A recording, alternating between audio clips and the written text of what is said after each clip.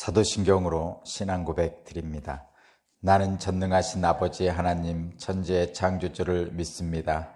나는 그의 유일하신 아들 우리 주 예수 그리스도를 믿습니다.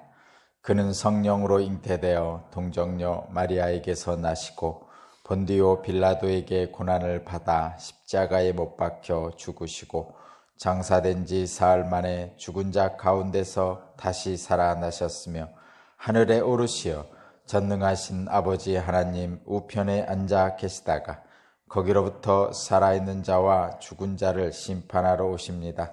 나는 성령을 믿으며 거룩한 공교회와 성도의 교제와 죄를 용서받는 것과 몸의 부활과 영생을 믿습니다. 아멘. 찬송가 384장입니다. 384장.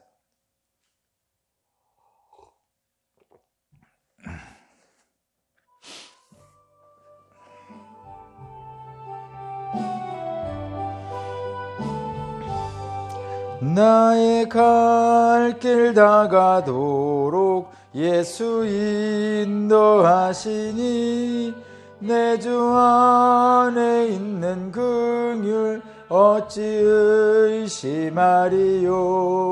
믿음으로 사는 자는 하늘 위로 받겠네. 무슨 일을 만나든지 만사형통하리라. 무슨 일을 만나든지 만사형통하리라. 나의 갈 길 다가도록 예수 인도하시니 어려운 일 당한 때에도 족한 은혜 주시네. 나는 심히 고단하고 영혼 매우 가라나. 나의 앞에 반석에서 샘물 나게 하시네. 나의 앞에 반석에서 나의 갈 길 다가도록 예수 인도하시니 그의 사랑 어찌 큰지 말로 알 수 없도다. 성령 감화 받은 영혼 하늘 날아갈 때에 영영 부를 나의 찬송 예수 인도하셨네. 영영 부를 나의 찬송 예수 인도하셨네. 아멘. 아멘.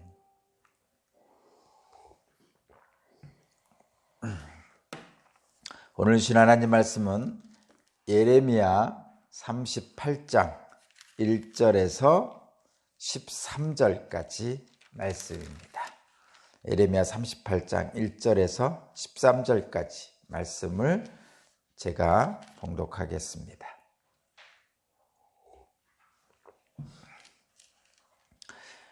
mat단의 아들 스바냐와 바솔의 아들 그달리야와 셀레마의 아들 유갈과 말기야의 아들 바솔이 예레미야가 온 백성에게 이렇게 전하는 말씀을 들었다.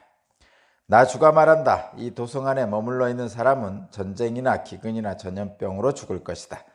그러나 바벨로니아 군인에게 나아가서 항복하는 사람은 죽지 않을 것이다.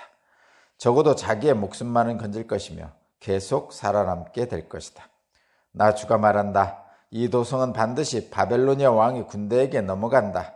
그들이 이 도성을 점령한다. 대신들이 왕에게 말하였다. 이 사람은 마땅히 사형에 처해야 합니다. 그가 이런 말을 해서 아직도 이 도성에 남아있는 군인들의 사기와 온 백성의 사기를 떨어뜨리고 있습니다. 이 사람은 참으로 이 백성의 평안을 구하지 않고 오히려 재앙을 재촉하고 있습니다. 시드기야 왕이 대답하였다. 그가 여기에 있어 죽이든 살리든 그대들 뜻대로 하시오. 나에게 무슨 힘이 있다고 그대들에게 반대하겠소. 그래서 그 고관들이 예레미야를 붙잡아서 왕자 말기야의 집에 있는 물 웅덩이에 집어넣었다. 그 웅덩이는 근위대의 뜰 안에 있었으며 사람들은 예레미야를 밧줄에 매달아 웅덩이 속으로 내려보냈는데 그 웅덩이 속에는 물이 없고 진흙만 있어서 예레미야는 진흙 속에 빠져 있었다. 왕궁에 에디오피아 사람으로 에벳멜렉이라고 하는 환관이 있었는데 그는 사람들이 예레미야를 물웅덩이에 집어넣었다는 소식을 들었다. 그때 왕은 베냐민 문 안에 머물러 있었다. 에벳멜렉은 왕궁에서 바깥으로 나와 왕에게 가서 이렇게 아뢰었다. 높으신 임금님, 저 사람들이 예언자 예레미야에게 한 일은 모두 악한 것뿐입니다. 그들이 예레미야를 물 웅덩이 속에 집어넣었으니 그가 그 속에서 굶어 죽을 것입니다. 이래서야 되겠습니까? 성 안에는 더 이상 먹을 것이 없습니다. 그때 왕은 에디오피아 사람 에벳멜렉에게 이렇게 명령하였다. 너는 여기 있는 군인들 가운데서 30명을 데려가서 예언자 예레미야가 죽기 전에 어서 그를 그 물웅덩이 속에서 끌어올려라. 에벳멜렉이 그 사람들을 데리고 왕궁의 의복 창고로 들어가서 헤어지고 찢어진 옷 조각들을 거기에서 꺼내다가 밧줄에 매달아서 물웅덩이 속에 있는 예레미야에게 내려주었다. 에디오피아 사람 에벳멜렉이 예레미야에게 말하였다. 헤어지고 찢어진 옷 조각들을 양쪽 겨드랑이 밑에 대고 밧줄에 매달리십시오.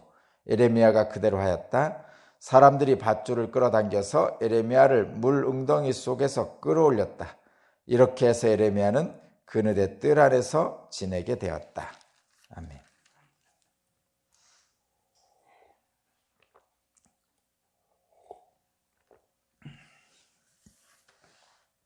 네, 오늘 말씀의 제목은 사람에게 버림받은 예레미야를 건지시는 하나님이라는 제목입니다. 세상에게 버림받은 예레미야를 물 웅덩이 속에서 건지시는 하나님이라는 제목입니다. 오늘 말씀의 내용은 전체적인 이야기의 줄거리는 그것입니다. 예레미야가 계속 하나님의 말씀의 심판을 전했잖아요. 바벨론한테 항복하라. 근데 이 바벨론에게 항복하라는 말을 들은 사람들, 예루살렘 사람들은 이제 전쟁을 해야 되는데 항복하라고 그러니까 사기가 꺾이겠죠. 그리고 그 군인들을 지휘하는 고관들은 그런 예레미야가 적에게 내통하는 자처럼 보이는 거예요. 그렇죠? 전쟁을 하는 담당하는 사람들 입장에서 보면 적에게 항복하라고 하면 사기가 꺾이죠. 그게 현실적인 일입니다. 우리도 마찬가지죠. 현실적으로 누군가와 어느 나라와 우리가 전쟁을 하고 있는데 내부에서 계속 그 내부 총질을 하고 있다고 표현하잖아요. 그러면 실제로 싸우는 군사들에게는 사기가 떨어지죠. 그런 것입니다. 그래서 결국은 이 지휘관들이, 말하자면 고관들이 예레미야를 잡아 가두게 되는 거죠. 그래서 잡아 가둔 것이 이제 시대의 뜰 안에 있는 물 웅덩이에 집어넣은 것 같습니다. 죽으라고 넣었겠죠. 근데 그 물 웅덩이는 물이 이제 차 있어야 되는데 차 있진 않고 물이 있었던 곳이니까 이제 진흙이 남아 있는 그런 물 웅덩이인 것 같습니다. 거기다가 빠뜨렸죠. 거기서 이제 굶어 죽으라는 그런 의미가 좀 있는 것 같습니다. 일종의 사형시키는 느낌입니다. 그랬는데 하나님께서 그 물 웅덩이에서 또 다른 사람의 도움의 손길을 통해서 예레미야를 구하는 장면입니다. 어쨌든 물 웅덩이에 빠진 예레미야를 구하는 하나님이십니다. 저와 여러분도 마찬가지죠. 사람을 의지하다가 사람에 의해서 어렵고 힘든 일을 당하게 되는 경우가 있습니다. 예레미야처럼. 그러나 하나님께서는 도움의 손길을 통해서 저와 여러분을 구해 주시는 줄로 믿고 담대하게 말씀대로 사시기 바랍니다. 사람에게 버림받은 예레미야를 물웅덩이 속에서 건지시는 하나님. 사실 말씀을 맡은 자는 예레미야처럼 말씀을 맡은 예언자는 또는 하나님의 말씀을 전해야 되는 설교자는, 그러니까 예레미야는 3000년 전에 말씀을 맡은 사람이고 이 시대에는 오늘날은 성경으로 주어진 말씀을, 하나님의 말씀을 맡은 자고 설교자들이죠. 목사님도 그렇고 장로님도 그렇고 속장님, 인도자 이런 분들이 다 말씀을 맡은 자고, 또 좀 더 확대한다면 모든 기독교인은 비기독교인에게 말씀을 맡은 자입니다. 여러분 그렇게 생각하셔야 되고, 그런 하나님의 말씀을 맡은 자는 하나님의 말씀을 가감없이 그대로 전해야 되는 사명을 받은 사람입니다. 그러니까 우리 기독교인들은 하나님의 말씀을 맡은 자로서 하나님의 말씀을 가감없이 그대로 세상에 전해야 됩니다. 여기서 가감없이라는 건 중요하죠. 더하지도 말고 빼지도 말라는 말씀이죠. 근데 말씀을 맡은 자들, 설교자들, 목사님, 장로님, 속장님, 인도자들, 부흥사들 가감없이 전해야 됨에도 불구하고 왜 더하거나 뺄까요?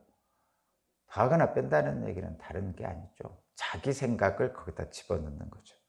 하나님의 말씀을 그대로 전하는 것이 아니고 자기 생각을 거기에 더하거나 빼는 것입니다. 더하고 하나님 말씀 중에 자기 생각과 다른 것을 빼는 거죠. 왜? 자기의 당파적인 이익 때문에 그렇습니다. 자기가 생각하는 것과 자기의 생각하는 것을 하나님 말씀에 얹는 것, 얹어 놓는 거죠. 그게 더하는 거고, 자기의 생각하는 것과 하나님 말씀이 좀 다르면 빼는 거죠. 그래서 감하는 겁니다. 그래서 설교자는, 하나님 말씀에 맡은 자는 가장 경계해야 될 것이 바로 그것입니다. 근데 오늘 본문에 보면 예레미야는 그러지 않았어요. 하나님 말씀을 맡은 사명자 예레미야는 하나님 말씀을 그대로 전했습니다. 자기의 유리함과 불리함에 따라서 왔다 갔다 하지 않았다는 거죠. 사실 어제도 말씀드렸지만 예레미야는 자기 목숨이 위태롭잖아요. 그러면 사실 그냥 눈 한번 딱 감을 수도 있는 거죠. 왕과 고관들이 원하는 말을 그냥 해주면 이런 핍박과 고난 또는 죽을 처지를 당하지 않을 거예요. 그냥 근데 할 수도 있잖아요. 할 수도 있다니까 쉽게 생각하시는데 쉽지는 않습니다. 사실은. 그렇지만 목숨이 경각에 달려 있으면 너 그렇게 자꾸 그러면 죽일 거야. 그러면 웬만한 사람들은 다 살려고 하죠. 예레미야는 정말 그런 면에서 하나님의 말씀을 맡은 자로서 사명을 잘 감당하고 있습니다. 근데 이런 생각을 한번 해봅니다. 여러분 그냥 한번 해보는 거예요. 만약에 예레미야가 목숨의 경각에 달려 있어서 자신의 목숨을 살려고 그냥 고관 대작들이 원하는 말을 해줬다고 칩시다. 그러면 하나님이 에레미야를 심판하실까요? 어떻게 생각하십니까? 에레미야는 올곧게 계속 하나님의 말씀을 그대로 전했어요. 그래서 고관 대작들이 원하는 그들의 귀에 달콤한 말을 하지 않았어요, 실제로. 그런데 만약에 에레미야가 자기 목숨을 살고 싶어서 그냥 고관 대작들이 원하는 말을 해줬어요. 그러면 하나님이 에레미야를 심판하실까요? 버리실까요? 어떻게 생각하십니까?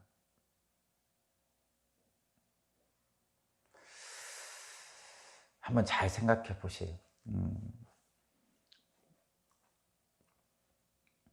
어차피 우리 인간들은 이 세상에서 날마다 하나님을 배신하고 살죠, 실제로. 이스라엘 역사가 그랬고, 사실 저와 여러분도 하나님 말씀대로 살겠다고 하지만 그렇지 못한 경우가 글쎄요, 태반 아닌가요? 예레미야 같은 사람이 자기 목숨을 한번 살겠다고 고관들에게 한번 아첨했다 해서 하나님이 버리실까요? 글쎄 잘 모르겠습니다. 여러분들도 잘 생각해야 하시고. 그러나 역시 말씀을 맡은 자의 사명을 온전하게 감당하는 예레미야를 보면서 저와 여러분도 그렇게 됐으면 하는 바람이 있습니다. 하나님도 그렇게 바라고 계시겠죠. 말씀을 맡은 자의 사명은 말씀을 그대로 전하는 것입니다. 에레미야 성에 머무는 자는 다 죽을 것이지만 바벨론에 항복하는 자는 비록 힘들지만 목숨은 부지할 것이다, 살 것이다 라고 선포합니다. 누구한테? 고관 대작들한테. 그런 말을 듣기를 원하지 않는 고관 대작들한테 합니다. 근데 이 고관 대작들은 그 당시에 애굽의 그 고관 대작들의 많은 사람들이 친애굽파라고 말씀드렸죠. 지금도 그렇지만 지금도 우리나라에 뭐 친중파, 친미파 뭐 이런 것들이 친일파 뭐 이런 게 있지만 모든 나라에는 그 국제 정세에 따라서 뭐 그런 파당이 갈리게 되어 있습니다. 당시에는 친애굽파, 친바벨론파가 있었습니다. 그래서 뭐 전쟁을 할 때 주화파 또는 전쟁하자는 사람들 또는 전쟁을 그만두자는 사람들 이렇게 의견이 나누게 되는 거죠. 그건 어떻게 보면 당연한 겁니다, 여러분. 전쟁 중에 전쟁을 계속 하자는 사람이 있고 전쟁을 그만두고 평화조약을 체결하자는 사람이 있고 이 두 쪽으로 나누는 것은 당연한 겁니다. 여러분, 두 사람 다 애국자입니다. 애국자예요, 여러분. 다만 거기에 자기들의 당파적 이익만 추구하면 잘못된 거지만, 그러나 전쟁 중에 전쟁을 하자는 사람과 전쟁을 그만 끝내자는 사람 둘 다 잘못된 의견이 아니라는 거죠. 그걸 우리 분명히 기억을 해야 됩니다. 근데 당시에 친애굽파가 득세를 하고 있었어요. 그러니까 바벨론에 항복하라는 예레미야 말은 이 고관들에게, 친애굽파인 고관들이 보기에는 못마땅한 거죠. 그래서 이 친애굽파인 고관들이 볼 때는 이 예레미야가 그 백성들과 군인들의 사기를 떨어뜨리는 선동으로 볼 수도 있었습니다. 그래서 이 친애굽파 고관들이 예레미야를 죽이려는 겁니다. 이런 친애굽파 고관들의 주장에 시드기야 왕은 그대로 따랐죠. 분별력 없는 분별력이 떨어진 왕의 명령에 따라서 에레미야는 무릉덩이에 빠지게 되는 거죠. 어쨌든 말씀을 그대로 전하다가 사람으로부터, 세상으로부터 핍박과 위협을 받을 수도 있다는 겁니다. 그것이 세상입니다. 그러나 핍박하는 자도 있지만 하나님의 도우심을 행하는 도움의 손길도 있습니다. 그것이 말씀을 맡은 자, 기독교인들에게 주어진 특권입니다. 말씀을 맡은 자의 삶에는 고난도 있지만 도움의 손길도 있습니다. 에레미야가 억울하게 무릉덩이에 빠진 사실을 들은 에티오피아 환관인 에벤멜렉이라는 사람이 나섭니다. 물론 하나님이 나서게 하셨겠죠. 시드기야 왕에게 가서 에레미야에게 처한 벌이 부당하다는 걸 알리고 그를 살려달라고 간곡히 요청을 하죠. 그러자 시드기야 왕은 그 환관의 말을 듣습니다. 물론 하나님이 그렇게 하도록 하셨겠죠. 분별력 있는 사람을 사용하셔서 하나님의 도움의 손길을 펼치십니다. 결론입니다. 에레미야는 유다를 향한 하나님의 심판을 예언하다가 무릉덩이에 갇혔습니다. 사람에게 버림받은 에레미야는 꼼짝없이 죽을 처지에 빠졌지만, 그래서 삶이 끝날 것 같은 그런 처지에 빠졌지만, 하나님은 환관인 에벤멜렉이라는 의외의 인물을 사용하셔서 에레미야를 구원하셨고, 그래서 우리 기독교인들은 이렇게 생각하면 좋습니다. 모든 것이 끝난 것 같은 상황에서도 끝난 게 아닙니다. 모든 것이 끝난 것 같은 상황에도 우리에겐 소망이 있는데 하나님의 구원의 손길이 분명하게 있습니다. 오늘 말씀은 그것을 우리에게 말씀해 주십니다. 사람에게 버림받았지만, 세상에서 버림받았지만, 그러나 우리를 건지시는 하나님께서 오늘도 우리와 함께 하심을 믿으시고,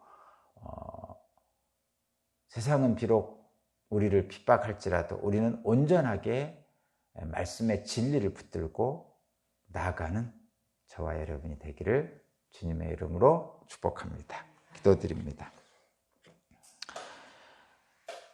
낙심하고 절망할 수밖에 없는 무릉덩이 같은 현실 속에서도 우리를 기억하시고 도움의 손길을 주셔서 그 구덩이에서 건져 올리시는 우리 하나님을 믿습니다. 그리고 그 말씀에 온전히 응답하는 나와 우리 오산교회 공동체가 되게 하여 주옵소서. 주님께서 도움의 손길을 오늘도 우리 모든 교우들에게 손을 벌려 주실 줄 믿사오며 우리 구주 예수 그리스도의 이름으로 기도합니다. 아멘. 네, 384장 오늘 말씀을 생각하면서 찬양하고 기도드리겠습니다.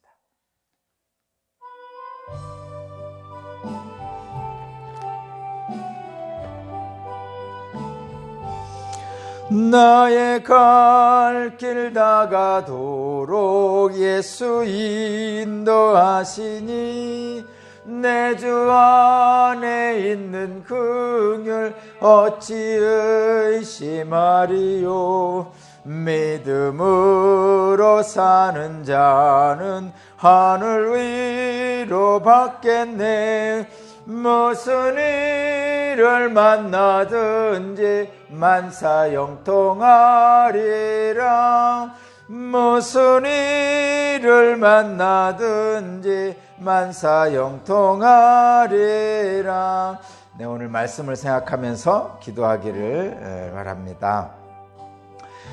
세상은 에레미야를 버렸지만 하나님은 에레미야를 건지십니다.